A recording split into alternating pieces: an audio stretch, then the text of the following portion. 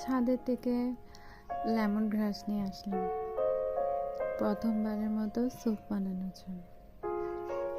Lemon গ্রাসগুলো একটু ছুরি দিয়ে থেতলিয়ে নিয়ে তারপর ছুরি দিয়ে কেটে নিলাম পিস পিস করে। তারপর কিছু আদা কুচি,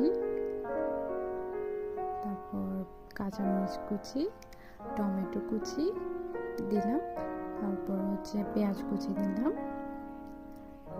সয়া সস দিলাম 1 চামচ, টমেটো সস দিলাম 1 চামচ, আর গ্রিন চিলি সস দিলাম 2 চামচ,